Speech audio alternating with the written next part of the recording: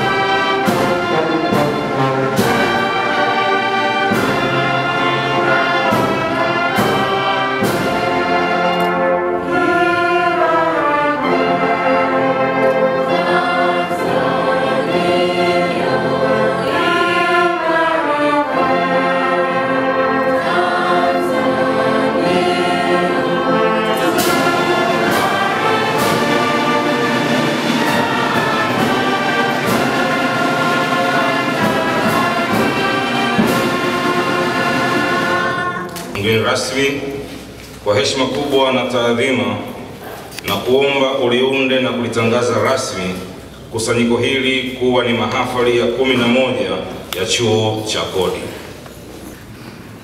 Kwa mamlaka niliyopewa, naliunda na kulitangaza rasmi kusanyiko hili kuwa ni mahafali ya 11 ya Chuo cha Kodi.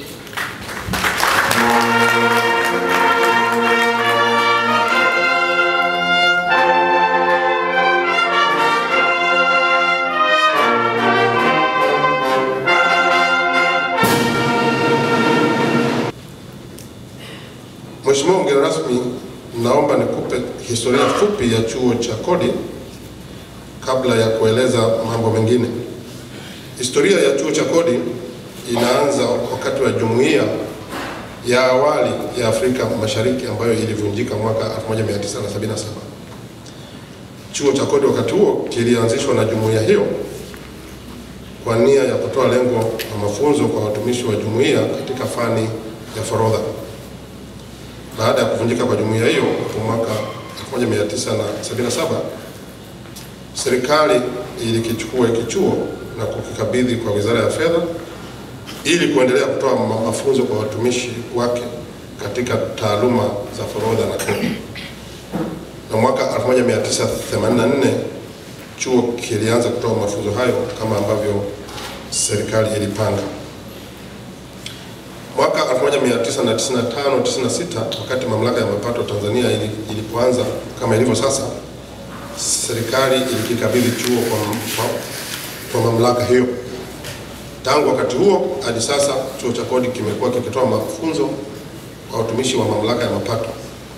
Hata hivyo, pamoja na kwamba chuo kiko chini ya mamlaka, kilipata mwelekeo mpya baada ya bodi ya mamlaka ya mapato kuafiki chuo kiendeshwe kwa misingi ya taratibu za Baraza la Taifa la Ufundi NACTE chini ya miongozo ya Wizara ya Elimu ya Juu wakati huo. Mheshimiwa mgeni rasmi, kama alivyobainisha mkuu wa chuo, wanafunzi wanaodahiliwa wamekuwa wakiongezeka mwaka hadi mwaka kutoka 906 mwaka 2013-14 hadi 987 mwaka 2017-18. Idadi hii inategemewa kuongezeka katika mwaka wa masomo unaoendelea. Chuo kinahakikisha kuwa wanafunzi wanapata mambo muhimu matatu ambayo ni kumjengea ufahamu kitaaluma, kumjengea uwezo wa kutenda kazi, pamoja na kumjengea mazingira mazuri ya kutenda kazi, zote kwa moyo wa utashi na haiba. Ongezeko la wanafunzi linatokana na chuo kutambulika zaidi ndani na nje ya nchi, pamoja na ubora wa mafunzo yanayotolewa na chuo chetu, ambayo hasa huzingatia kuwajengea wanafunzi umahiri ili kuwawezesha kutekeleza majukumu yao kwa ufanisi wa hali ya juu. Mheshimiwa mgeni rasmi, chuo tayari kimeanza utekelezaji wa mpango mkakati wa 4 ambao umeanza mwaka 2017-18 na utakamilika mwaka 2021 na 22. Katika kutekeleza mkakati huu wa 4, chuo kinaendeleza mafanikio yaliyopatikana katika utekelezaji wa mpango mkakati wa 3 ambao utekelezaji wake umekamilika. Chuo kwa kushirikiana na idara nyingine za mamlaka kimeanzisha na kutoa mafunzo maalum kwa maofisa waajiriwa wapya wa forodha na kodi, yani graduate training program. Ndugu mgeni rasmi, baada ya maelezo ya mwenyekiti wa baraza la chuo pamoja na mkuu wa chuo mwenyewe kuhusu maendeleo ya chuo chetu, nina imani kwamba umepata picha halisi ya hali ya chuo kwa sasa na mustakabali wake kwa siku zijazo. Ndugu mgeni rasmi, kwa uhakika tunaona furaha kubwa sana wewe kutembelea chuo chetu cha kodi, ikiwa ni sehemu nyingine muhimu sana kwa shughuli za mamlaka ya mapato Tanzania.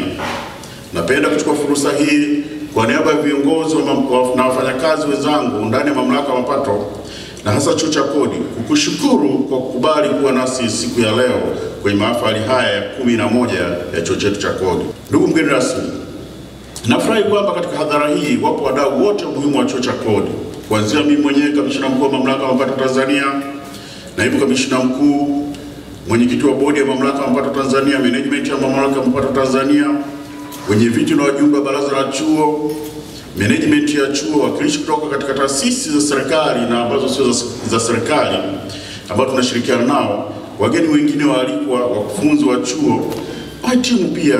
Hadhara hii naamini ni mwafaka kabisa kupokea maelekezo yako muhimu kuhusu masuala yote ya uboreshaji wa usimamizi wa kodi katika nchi yetu ya Tanzania, ili tuweze kuisaidia serikali yetu ya Jamhuri ya Muungano wa Tanzania chini ya uongozi wa Rais wetu Dr. John Joseph Pombe Magufuli katika kufikia malengo ya kujiletea maendeleo katika nchi hii. Nitoe pongezi kwa wahitimu wetu leo. Tunajua kuwa mmehimili changamoto nyingi, lakini mmeweza kuzishinda,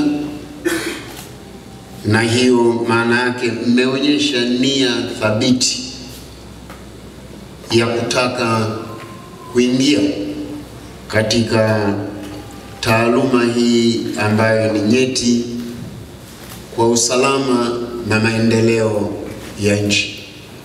Kamishna mkuu wa mamlaka ya mapato ameelezea baadhi ya changamoto, lakini ni vizuri kusisitiza kuwa mamlaka ya mapato ina changamoto moja kubwa pale inapoonekana ni taasisi ambayo imekabidhiwa majukumu kama taasisi nyingine, lakini ili kutekeleza majukumu yake inapewa bajeti bila kuangalia bajeti ya kuifanya taasisi hiyo iweze kuzalisha walipa kodi.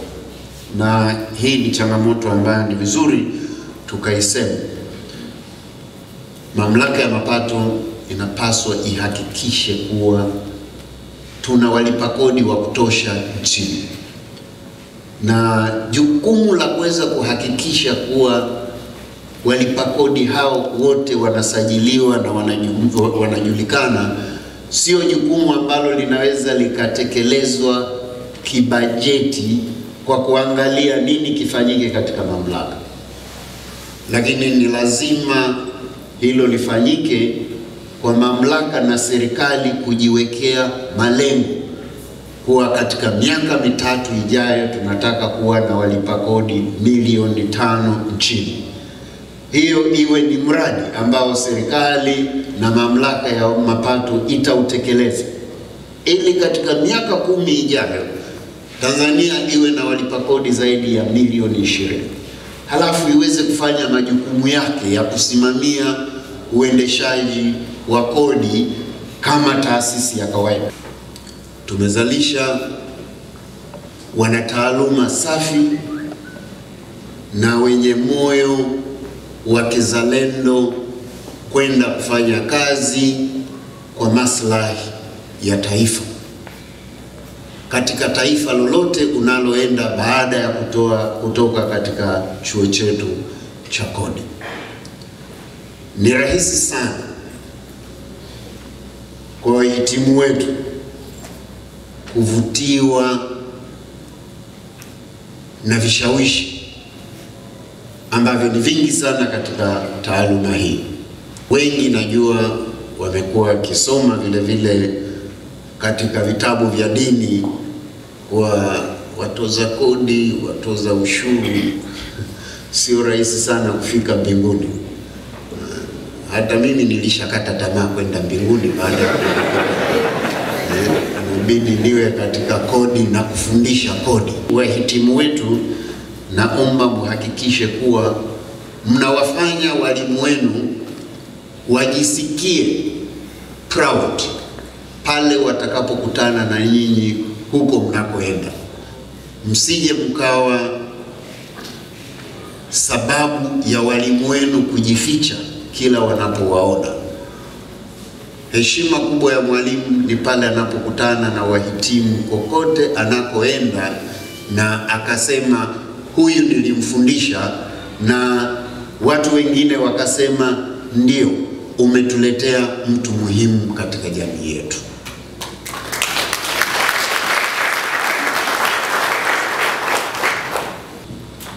Nikupongeze sana mwenyekiti wa bodi ya mamlaka ya mapato Profesa Luoga na kamishna mkuu kwa kazi kubwa mnayoifanya kuhakikisha chuo chetu kinaendelea kusimama na sasa kiko kwenye mchakato huu wa kutambulika kama Center of Excellence. Hongereni sana na endeleeni kutenda kwa ajili ya Watanzania.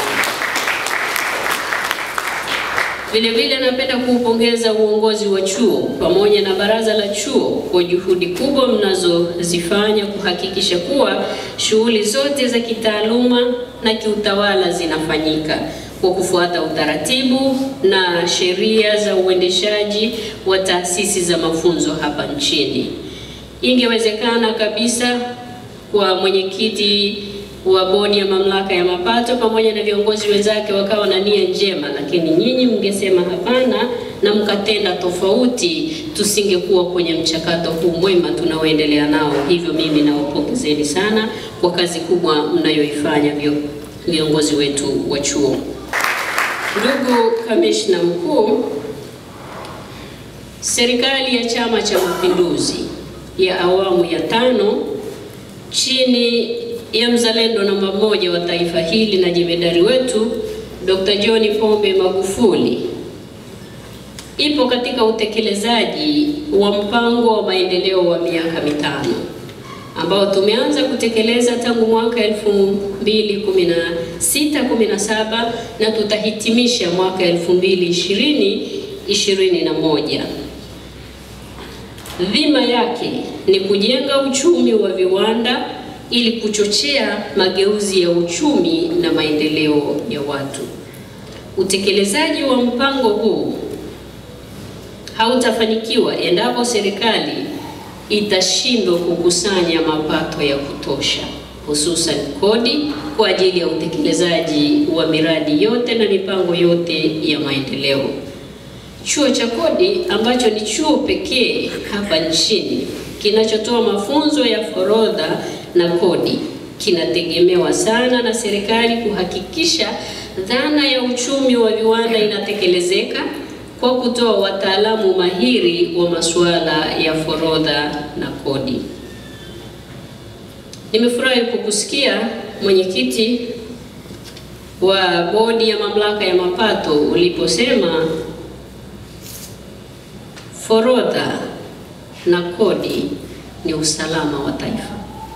Hii ni sahihi kabisa, na hatutoweza kutekeleza mipango yoyote ile kama hatutoimarisha eneo hili.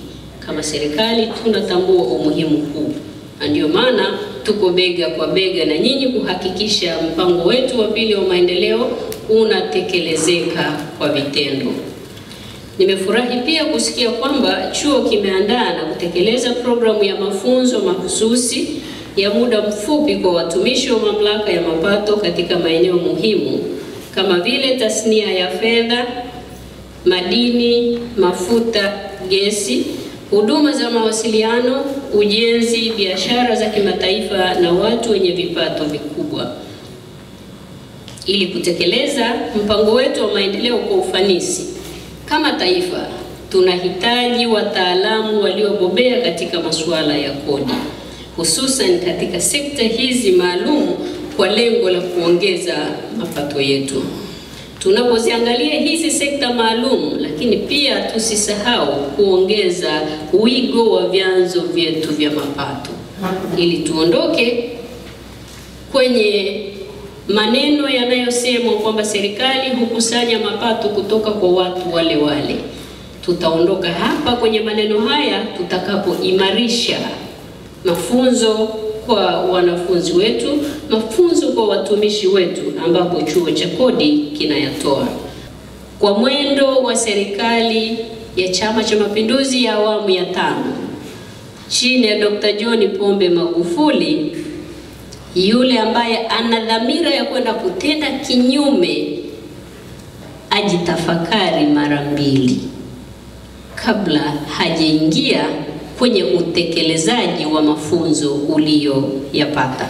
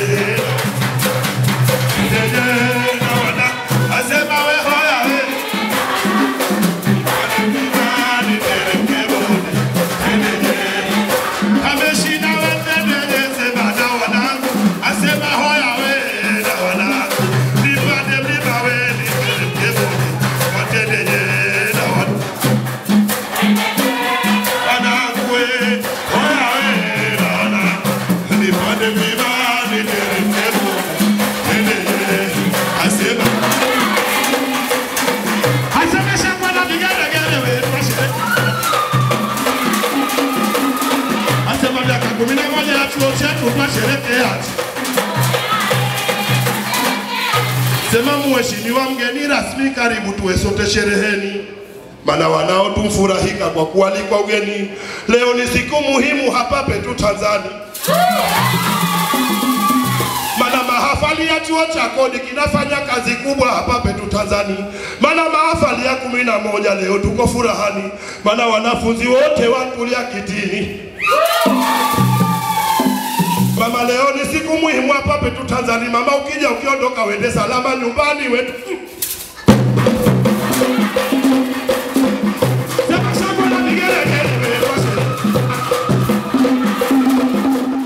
Mheshimiwa mgeni rasmi, katika mahafali haya ya 11 chuo cha kodi kinatoa zawadi kwa makundi yafuatayo. Kwanza, wahitimu waliofanya vizuri kwenye masomo yao, wanafunzi wanaoendelea na masomo waliofanya vizuri kwenye masomo yao, mwanafunzi aliyefanya vizuri kwenye uongozi, wafanyakazi waliofanya tafiti na kutoa machapisho. Mheshimiwa mgeni rasmi, kwa heshima na taadhima, naomba sasa niyaite makundi hayo moja baada ya nyingine ili wahusika wake waje hapa mbele wakabidhi tuzo na zawadi wanazopewa. Leo Ujune ambaye amekuwa mshindi wa kwanza katika masomo yote ya stashahada ya uzamili katika kodi, yani Postgraduate Diploma in Taxation, kwa kifupi PGDT.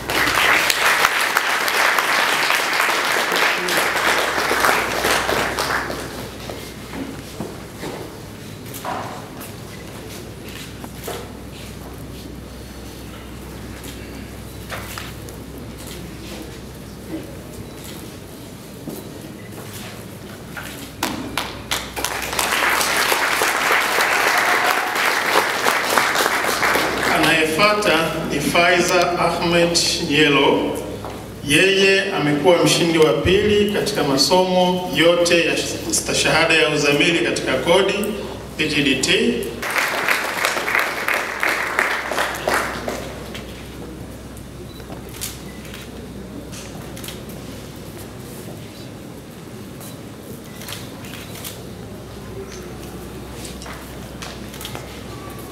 Anayefuata ni Mtegenjwa Kidika. Huyu amekuwa mshindi wa kwanza katika masomo yote ya shahada ya usimamizi wa forodha na kodi, kwa kifupi BCTM.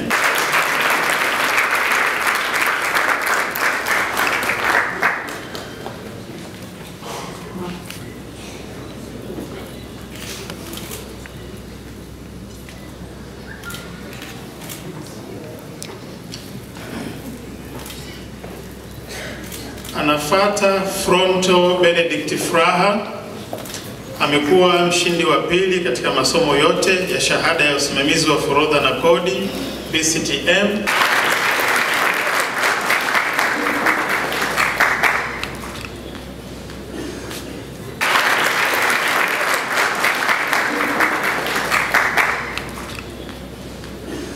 Uongozi, naye ni Happiness Emmanuel. Huyu ni rais mstaafu wa serikali ya wanafunzi katika awamu iliyoitangulia hii ya sasa.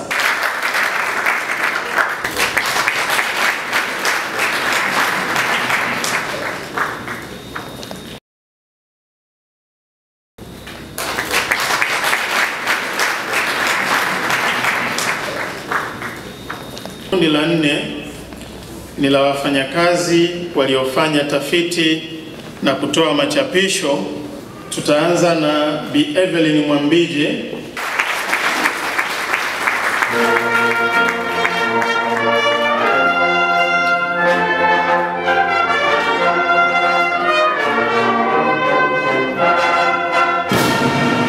Sirili Chimilila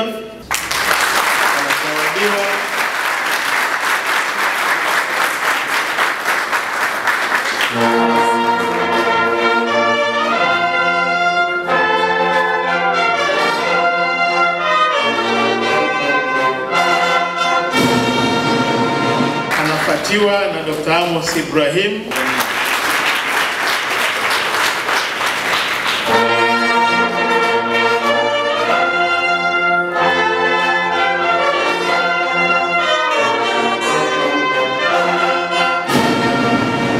Anafuatiwa na Bi Joyce Sichone.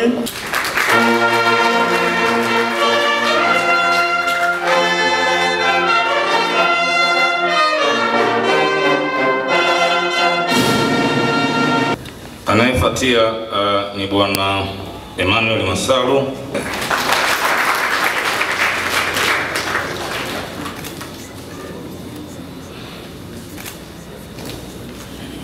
Kwa heshima kubwa na taadhima, nahudhurisha mbele yako jumla ya wanafunzi 360 waliofuzu na kustahili kupata stashahada na vyeti katika mahafali haya ya 11 ya Chuo cha Kodi. Kwa mamlaka niliyopewa na watunuku wahitimu 61 waliotajwa shahada ya usimamizi wa forodha na kodi itolewayo na Chuo cha Kodi.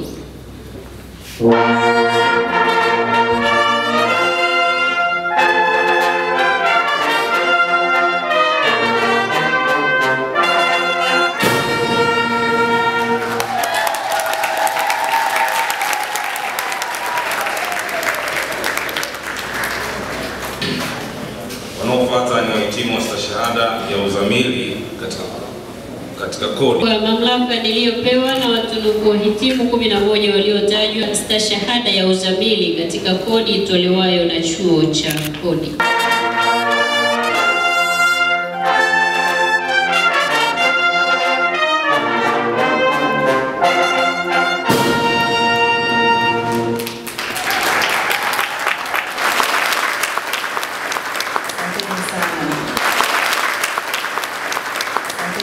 Naitwa Happiness Emmanuel na ni mhitimu kutoka shahada ya forodha na kodi hapa Chuo cha Kodi.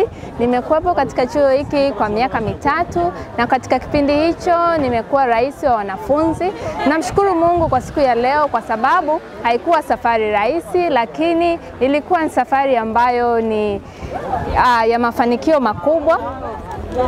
Elimu niloipata hapa ni ya umuhimu sana sasa katika nchi yangu kwa sababu kodi inalinda, kodi inaleta maendeleo pia. Kwa hiyo tatumia elimu niloipata katika kuhakikisha kwamba tunaleta maendeleo kwa jamii na kwa nchi yetu kiujumla. Nina furaha kubwa sana kuweza kumaliza katika chuo hiki. Nimepata knowledge kubwa ambayo naweza nikaiapply katika maisha na katika kuwasaidia Watanzania na kusaidia taifa langu kwa ujumla katika kuweza kukusanya kodi stahiki katika maendeleo ya nchi yetu. Na pia nimejiandaa kufanya kazi sehemu zote mbili, katika sehemu za kuwasaidia Watanzania walipa kodi, kuwapa ushauri thabiti kwa kuweza comply na mambo ya kodi na pia kuisaidia taifa langu katika kuingiza kodi stahiki katika maendeleo ya nchi yetu. Kama kumsupport rais wetu Mheshimiwa Magufuli, serikali ya viwanda lazima ipate kodi na niko tayari. Nimegraduate leo, niko tayari kulitumikia taifa langu kuweza kupata kodi stahiki kujenga Tanzania viwanda. Namshukuru sana Mungu kwa ajili ya siku ya leo. Ilikuwa ni safari ndefu, yani ina challenge nyingi, lakini tumeweza overcome, tumeweza kupambana kufikia sehemu ya leo. Nashukuru pia wazazi wangu na chuo kizima kwa elimu yote walioitoa. Nashukuru sana. Na kwenye masuala ya kodi nitahakikisha kwamba kodi inakuwa rafiki kwa wale walipa kodi. Nitahakikisha pia tunasaidia kupata mapato halali kwa ajili ya serikali, kwa ajili ya kuendeleza mambo mbalimbali kama barabara, mashule, hospitali mbalimbali. Hiyo yote ni kupitia fursa hii na kupitia elimu hii tuliyopata ya kodi. Kikubwa ni kuisaidia serikali, na serikali ukizingatia na sera ya Mheshimiwa Rais ya kukusanya kodi. Mimi kama mimi nitawahimiza wananchi kwa ajili ya kukusanya kodi kwa ajili ya kuliongezea pato taifa. TRA, pamoja tunajenga taifa letu.